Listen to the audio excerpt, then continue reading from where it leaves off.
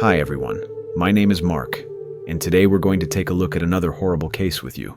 Deborah North first met Taylor Meyer through mutual friends and their shared community connections in southern Indiana. Both were young adults navigating their way through life, building careers, and looking toward their futures.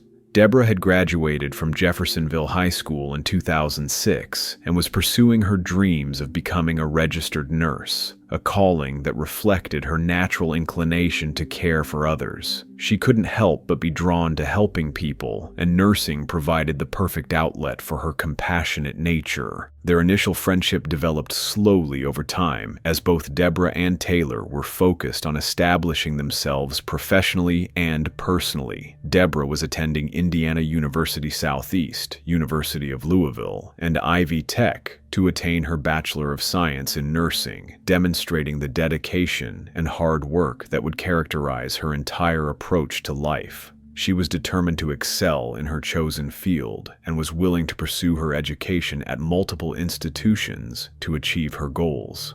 As time passed, Deborah and Taylor's relationship continued to grow stronger. They discovered they had many shared values and goals for the future, particularly their desire to build a loving family together.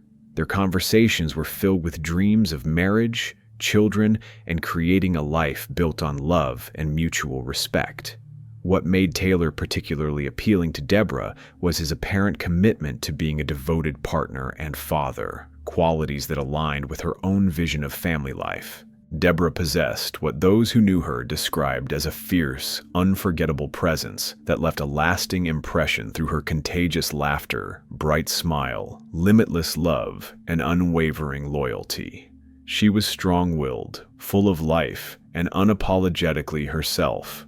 Deborah found joy in being outdoors, loved traveling and seeing the world, whether soaking up the sun by the pool, skiing in the mountains, or exploring nature trails. Her vibrant personality and zest for life made her an attractive partner, and Taylor seemed drawn to her energy and determination. To the outside world, Deborah and Taylor appeared to be a couple deeply in love with one another. Their relationship seemed filled with joy and hope for the future, leaving those around them to believe they had found their soulmates. It was evident to everyone that they cared deeply for each other, and their friends and family eagerly anticipated their future together. The progression from friendship to romance felt natural and right to those who observed their relationship develop. In November 2021, Deborah and Taylor celebrated their love in a wedding ceremony that marked the beginning of what they both hoped would be a lifetime of happiness together. Their special day was filled with excitement as they exchanged vows and committed to building a future as husband and wife.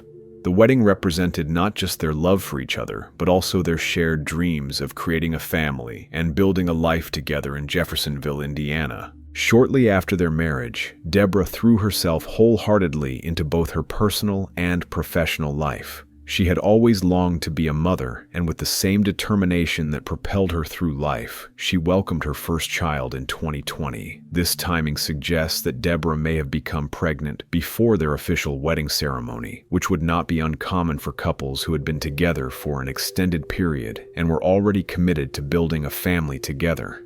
The arrival of their first child brought immense joy to both Deborah and Taylor, and it seemed to strengthen their bond as they navigated the challenges and rewards of new parenthood together. Shortly after, she welcomed her second child in 2022 and third in 2023. The rapid expansion of their family reflected Deborah's deep desire to be a mother and her commitment to creating the large, loving family she had always envisioned.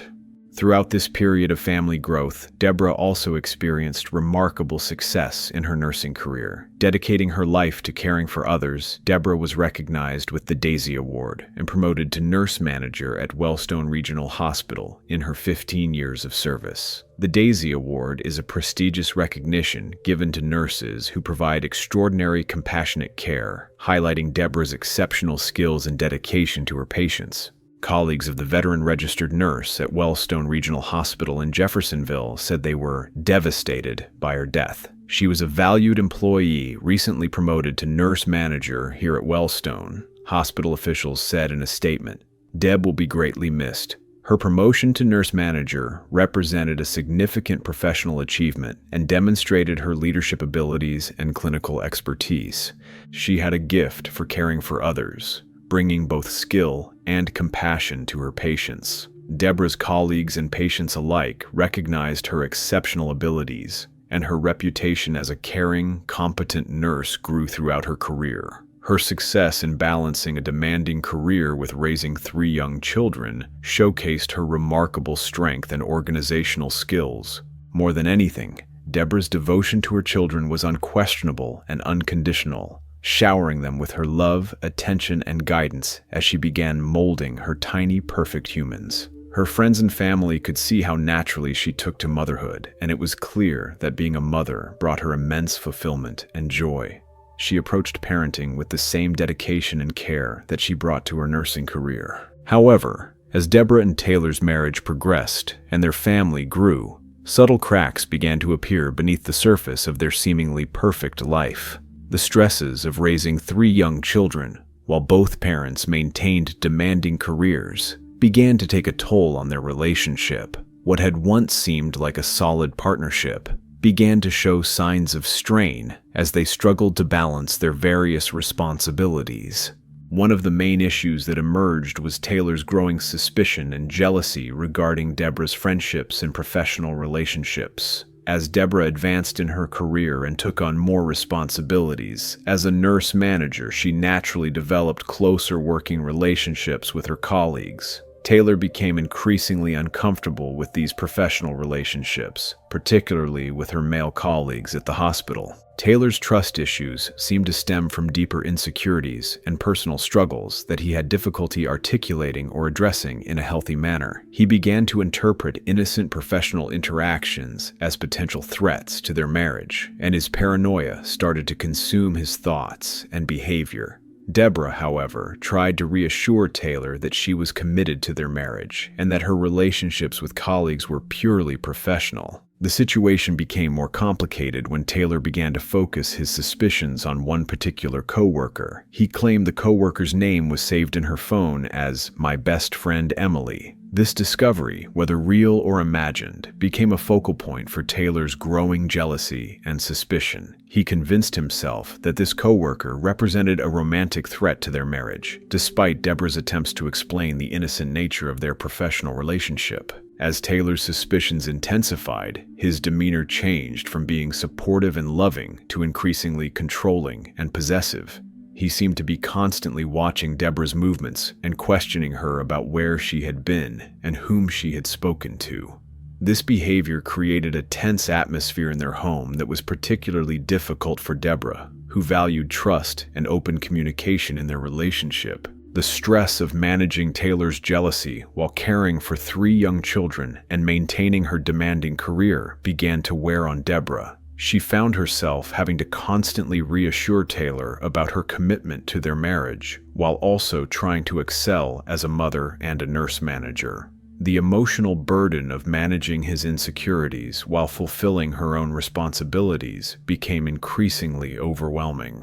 Around this time, Taylor's attitude toward his responsibilities as a husband and father became increasingly concerning. He seemed disengaged from family life and would often retreat into solitary activities rather than participating in household duties or spending quality time with his children. This pattern of withdrawal left Deborah feeling overwhelmed as she balanced her demanding career with the majority of domestic responsibilities. Deborah also accused her husband of ignoring her and the couple's 3 young children to incessantly play video games. "I'm supposed to be your wife, your partner, raising children with you, co-parenting," Deborah's message continued. This message, found after the tragedy, revealed the depth of Deborah's frustration with Taylor's lack of engagement in family life and his apparent prioritization of gaming over his responsibilities as a husband and father. The gaming issue became a significant source of tension in their household. While Deborah was working long hours at the hospital and caring for their 3 young children, Taylor seemed to retreat into virtual worlds rather than engaging with the reality of their family life. This disconnect created additional stress for Deborah, who felt like she was essentially raising their children alone while also maintaining her career. Deborah found herself in need of support due to Taylor's unusual behavior and reached out to trusted friends and family members. She opened up to them about how exhausted she was from managing both her professional duties and the increasing demands at home. "Raising 3 kids is exhausting, but if I have to, and am going to do it alone, just let me know that, and I'll figure something else out," Deborah wrote in the message.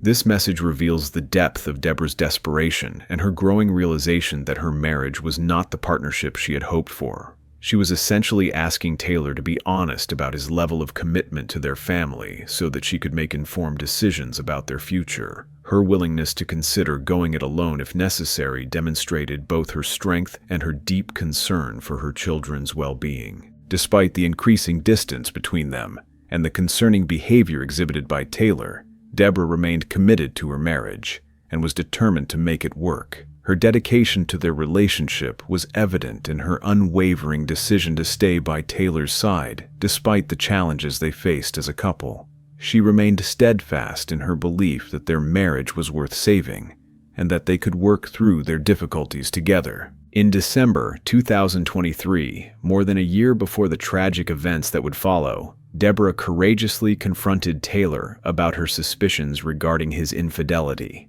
This conversation revealed the depth of the problems in their marriage and highlighted Deborah's growing concerns about Taylor's behavior and commitment to their relationship. The confrontation was emotionally charged, with Deborah expressing her feelings of betrayal and hurt, while Taylor became defensive and dismissive of her concerns.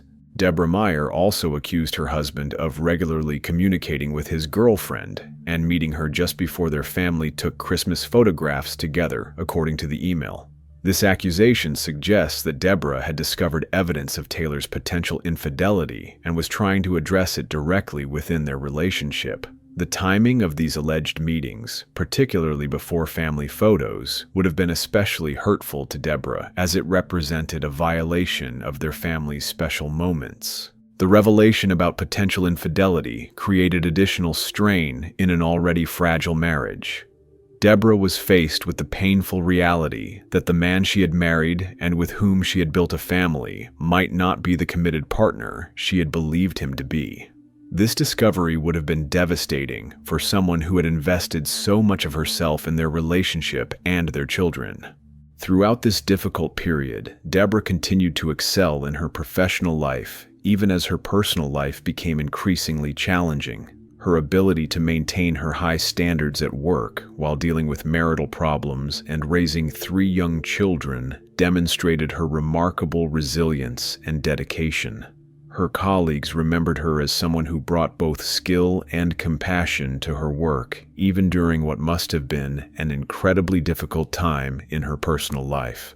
Recognizing that their marriage was in serious trouble, Deborah and Taylor scheduled a marriage counseling session for February 17, 2025. This decision represented Deborah's continued hope that their relationship could be salvaged through professional intervention and honest communication. She was willing to invest in their marriage and work toward healing the damage that had been done to their trust and connection. The scheduling of marriage counseling demonstrated that both Deborah and Taylor, at some level, recognized that their relationship needed professional help.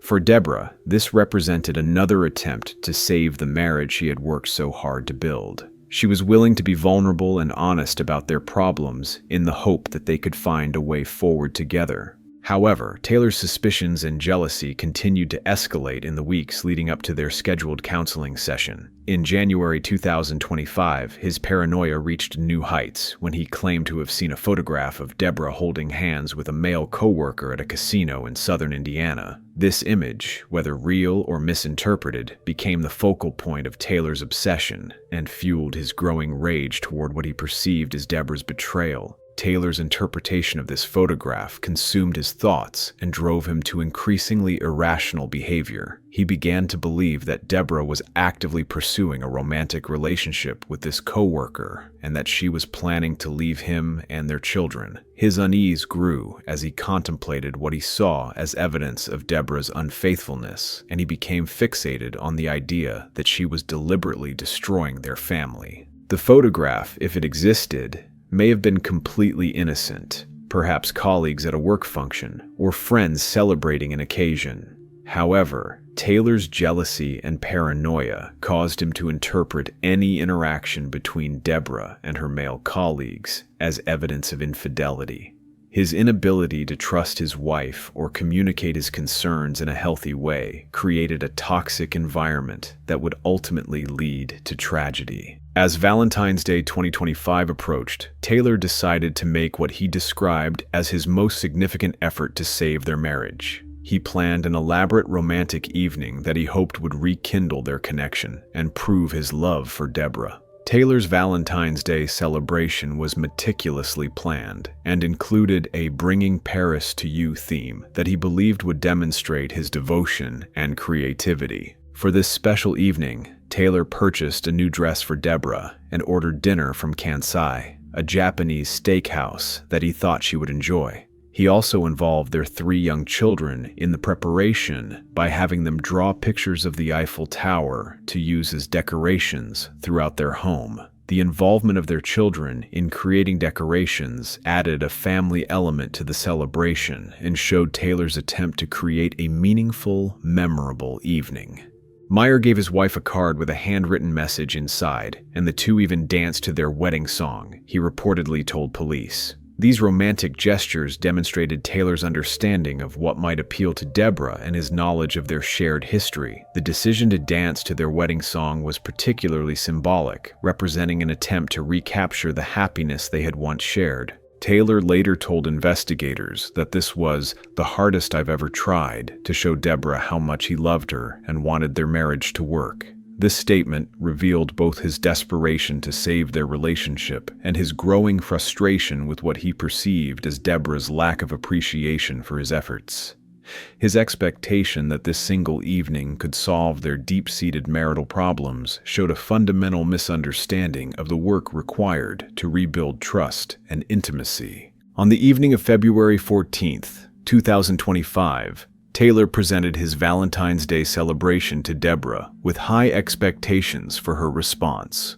However, when Deborah's reaction was more subdued than he had hoped, Taylor interpreted her behavior as further evidence of her disinterest in their marriage. She just didn't give a fuck, he later told investigators. He became increasingly agitated when she seemed distant during dinner, and his frustration mounted as the evening progressed. Deborah's subdued reaction may have reflected the cumulative stress of their marital problems, her exhaustion from managing work and 3 young children, or simply the fact that romantic gestures alone could not heal the deep wounds in their relationship. Her response was likely influenced by the months of tension, mistrust, and emotional distance that had characterized their marriage in recent times. The situation deteriorated rapidly when an argument erupted between Taylor and Deborah following their meal. Taylor accused Deborah of being unappreciative of his efforts and questioned her commitment to their relationship. The tension in the house became unbearable, and Deborah decided to leave temporarily to avoid further conflict. She got into her Ford Explorer and drove away from their home, needing space to process the events of the evening. Taylor's anger intensified when Deborah left the house, and he began to interpret her departure through the lens of his deepest paranoia. He convinced himself that she was leaving to meet with the coworker he believed she was having an affair with, and he noted that her departure coincided with what he assumed was the end of this man's work shift. "You're going to drive off right when your boyfriend gets off work. That's pretty convenient," Taylor later recalled saying to Deborah. When Deborah returned home approximately 20 minutes later, Taylor was waiting for her with his suspicions and rage at a breaking point. As she went to the bathroom to freshen up, Taylor attempted to read her text messages on her smartwatch, desperate to find evidence of what he believed was her ongoing betrayal. His behavior had become increasingly invasive and controlling as his jealousy consumed his rational thinking. Upon seeing Taylor trying to access her personal messages, Deborah confronted him about his violation of her privacy. Taylor then demanded to see her cell phone directly, insisting that she hand it over so he could search through her communications. When Deborah refused to give him her phone, the confrontation escalated into physical violence that would have devastating consequences. The argument quickly turned into a physical struggle as Taylor attempted to forcibly take Deborah's phone from her hands. During this confrontation, Deborah defended herself by punching Taylor in the face, but he overpowered her and wrestled the phone away. "I'm stronger than you," Taylor told her as he gained control of the device, revealing the extent to which physical intimidation had become part of their relationship dynamic. With Deborah's phone in his possession, Taylor began to choke her while she pleaded with him to stop the violence. "What are you going to do? Kill me?" Deborah asked desperately. "You're going to hurt me and leave our kids with no parents." Her words reflected her growing fear for her life and her concern for their 3 young children who were sleeping upstairs in the house. As the violent confrontation continued, Deborah tried to defend herself by hitting Taylor with a water bottle, but her efforts to protect herself only seemed to enrage him further. In response, Taylor grabbed a wine bottle and struck Deborah repeatedly in the head until she lost consciousness. The brutal assault left her motionless on the floor, but Taylor was not finished with his attack. Even though Deborah was no longer conscious and posed no threat to him, Taylor's rage had not been satisfied. He left her lying on the floor and went to the kitchen, where he retrieved what he later described to police as a big-ass kitchen knife, a long one. With this weapon in hand, he returned to where Deborah lay helpless and began to stab her repeatedly in the chest and other parts of her body. The attack was savage and prolonged, with Taylor stabbing Deborah approximately 40 times as she lay defenseless on their bedroom floor. The scene was gruesome, with blood splattered throughout the room as Taylor's violent assault continued, long past the point when Deborah could have survived such injuries. Even for investigators who would later examine the crime scene, the extent of the violence was deeply disturbing. After completing his brutal attack on Deborah, Taylor used her phone to take a photograph of her lifeless body lying on the floor. The affidavit describes Meyer using Deborah's phone to take a picture of her body, sending it to the contact listed as "my best friend Emily," with the caption, "Your fault." He told police he hoped it would traumatize him. The photograph was intended to traumatize the recipient and to place blame for Deborah's death on someone Taylor viewed as responsible for the destruction of his marriage. His actions revealed the depth of his delusion and his inability to accept responsibility for his own violent behavior. In Taylor's distorted thinking, Deborah's death was not the result of his choices, but rather the inevitable consequence of what he perceived as her betrayal. Following the murder, Taylor also sent messages to Deborah's friends and family members, informing them that he had killed her. According to the affidavit, he also sent a message to family and friends of Deborah telling them he killed her. These communications were sent through text messages and family group chats, creating a horrifying situation for those who received them. While Taylor was sending these messages and taking photographs, the 3 children remained asleep upstairs in their home, unaware that their mother had been murdered and their father had become a killer. Officers found 3 children, all under 5 years old, safe inside the home. The presence of these innocent children in the house during such a violent crime added another layer of tragedy to an already devastating situation.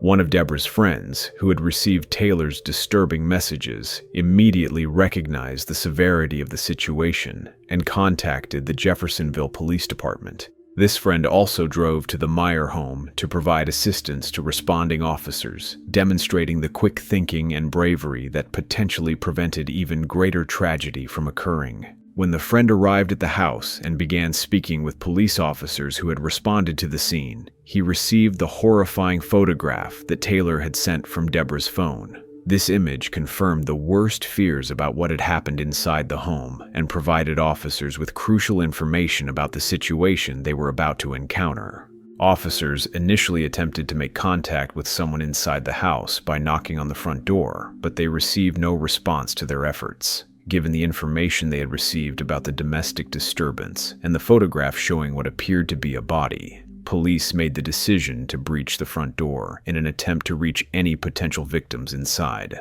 As officers prepared to force entry into the home, the garage door suddenly opened, and Taylor emerged from inside the house. His behavior toward the responding officers was immediately aggressive and non-compliant, forcing them to use control techniques to subdue him as quickly as possible. The confrontation required additional backup from Indiana State Police, who recognized the intensity of the situation and offered immediate assistance. Once Taylor was safely in custody, officers entered the house and discovered the horrific scene that awaited them inside. Deborah's body was found on the bedroom floor, surrounded by evidence of the brutal attack that had taken her life. The amount of blood and the obvious violence of the crime scene painted a clear picture of what had occurred in the final moments of Deborah's life. Crime scene investigators arrived to begin their meticulous task of collecting every piece of evidence from the Meyer home. They meticulously examined every corner of the house, searching for clues that could provide insight into the events that had unfolded that night. The investigators documented the scene thoroughly, taking photographs and collecting samples that would be crucial for the prosecution's case. The evidence collected from the crime scene painted a clear picture of the brutal assault that had taken Deborah's life. The location of blood spatter, the position of her body, and the weapon used in the attack all provided crucial details about how the murder had been carried out. This physical evidence would later corroborate Taylor's own confession about the events of that night. At the police station, Taylor was questioned by investigators about his involvement in the murder of his wife. During these interviews, which were captured on body camera footage, Taylor provided detailed accounts of his actions and motivations on the night of Deborah's death. His willingness to confess and his matter-of-fact description of the violence revealed the extent of his psychological break from reality. Following his confession and the completion of the initial investigation, Taylor was formally arrested and charged with murder. He was transported to the Clark County Detention Center, where he was held without bond due to the severity of the charges against him. The decision to deny bond reflected the court's assessment of the danger he posed to the community. Then, on March 18, 2025, Taylor Meyer entered a plea of not guilty to the murder charge. His trial is scheduled to begin on July 15, 2025, where he will face the possibility of life in prison without parole for the brutal murder of his wife.